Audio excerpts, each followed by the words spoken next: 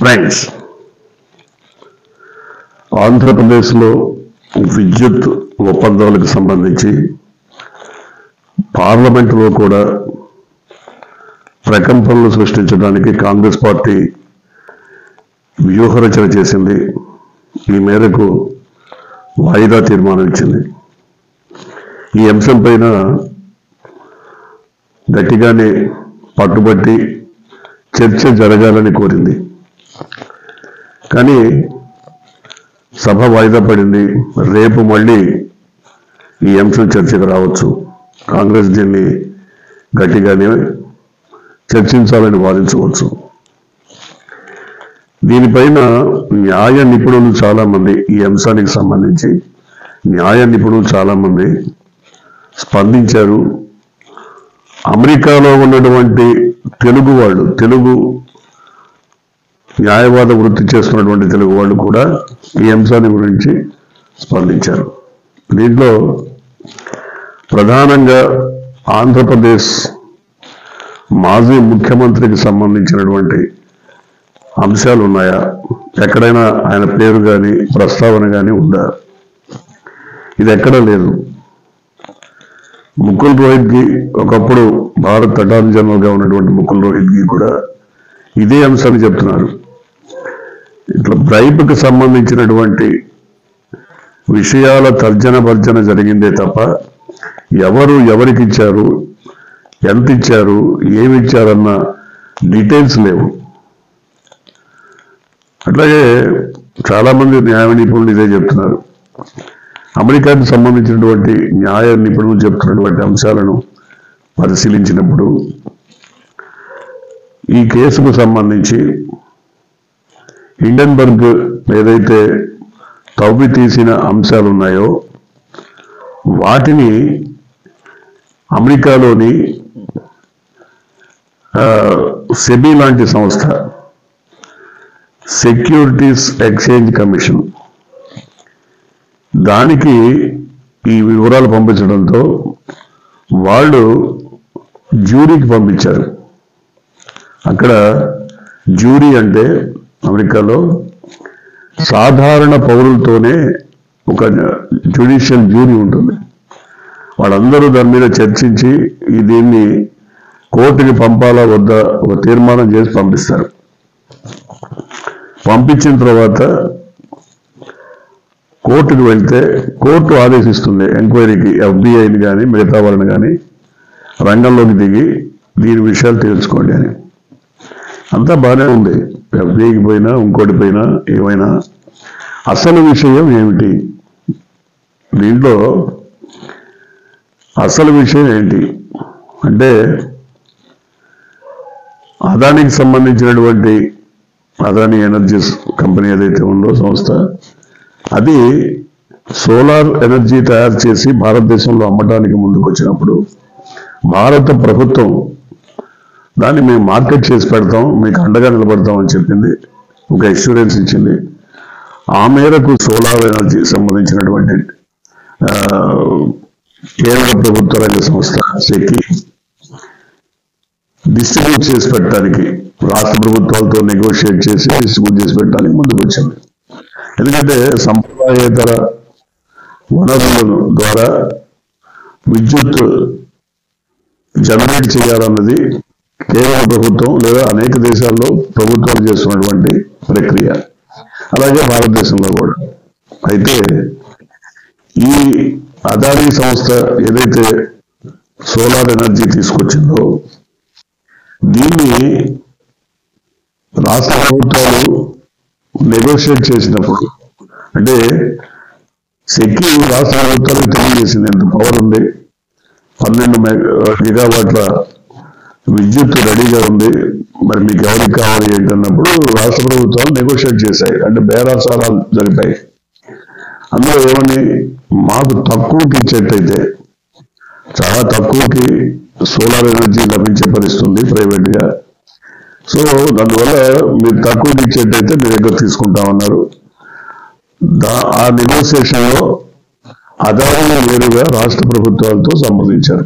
ఎందుకంటే సంస్థ అయింది కాబట్టి సెక్కి మధ్యవర్తిగా ఉన్నప్పటికీ రాష్ట్ర ప్రభుత్వాలతో నెగోషియేట్ చేశారు. ఆయన కాకుండా సాగర్ అదాని అని మరొక ఆ కంపెనీకి చెందిన డైరెక్టర్ కూడా నెగోషియేట్ చేశారు. దీంట్లో ఈ నెగోషియేషన్ జరిపినప్పుడు ముడుపును ఇస్తామని అదాని కంపెనీ పేర్కొన్నది. ఇది ఎట్లా తెలిసింది? ఈ అదాని కంపెనీ అమెరికా కంపెనీతో ఒక ఒప్పందం కుదుర్చుకుంది. ఇది ఎప్పుడైతే పవర్ జనరేట్ చేసే పొజిషన్కి వచ్చిందో కంపెనీ మొత్తం, ఇది అజూర్ ఎనర్జీస్ కంపెనీ అని అమెరికాకు సంబంధించినటువంటి ఆ సంస్థతో ఒప్పందం కుదుర్చుకొని వాళ్ళకు అప్పచెప్పేసింది.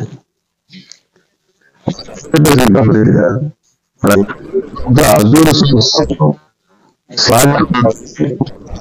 ఉన్నాడు.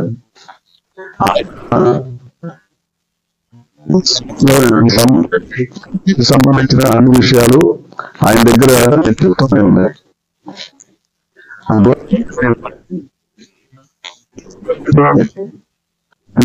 సంబంధించిన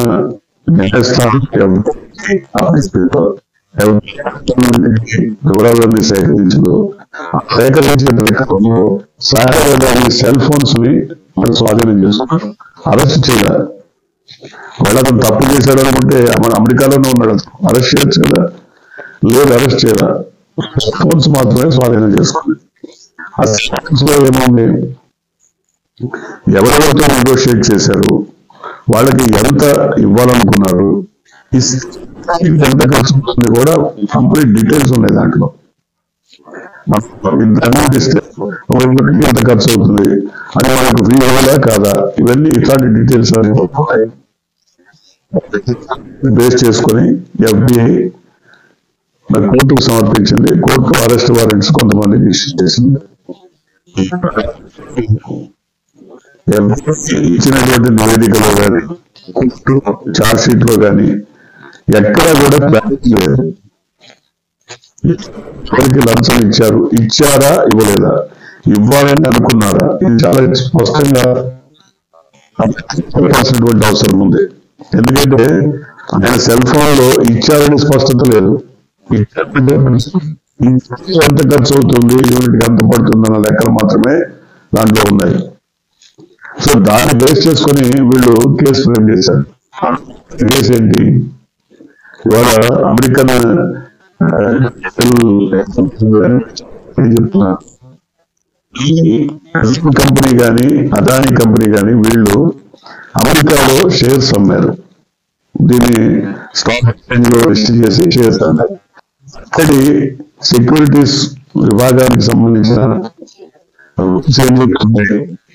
ఎవరైనా షేర్స్ అమ్మదలుచుకుంటే కంపెనీకి సంబంధించిన నిజాలు మాత్రమే చెప్పాలి.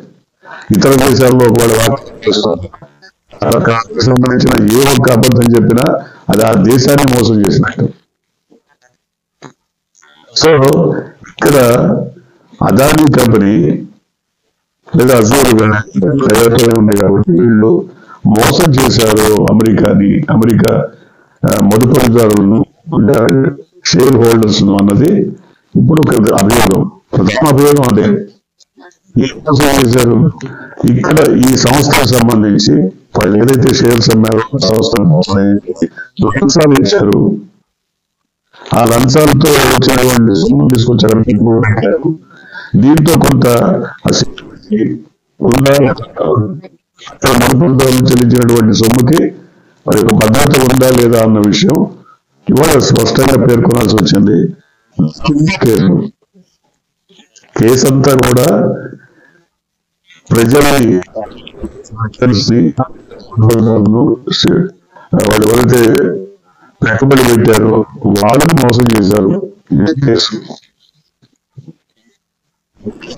ఉండొచ్చు, ఏదైనా ఉండొచ్చు, ఏదైనా చేయొచ్చు. కానీ ఈ కేసుకు సంబంధించి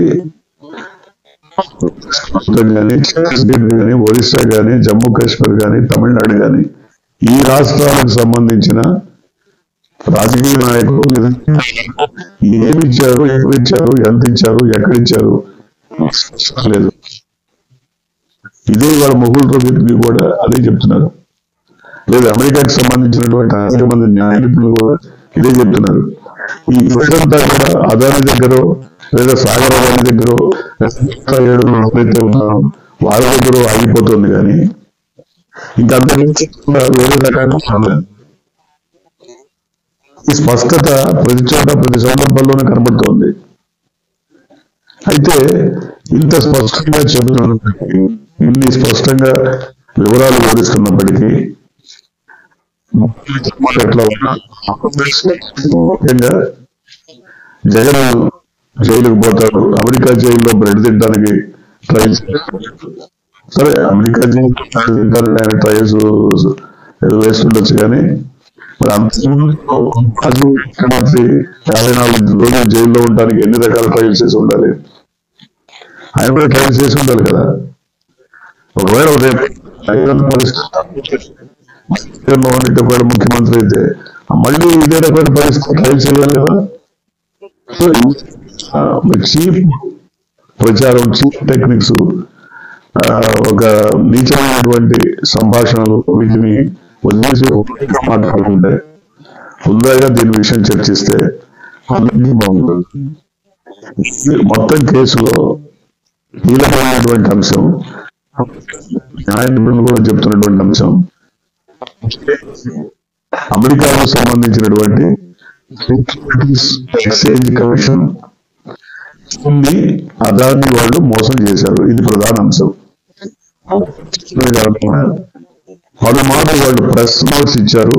అట్లాగే ఈ సెక్యూరిటీ కమిషన్ మేము ఎక్కడ మోసం చేయలేదని, అంటే ఇది మోసం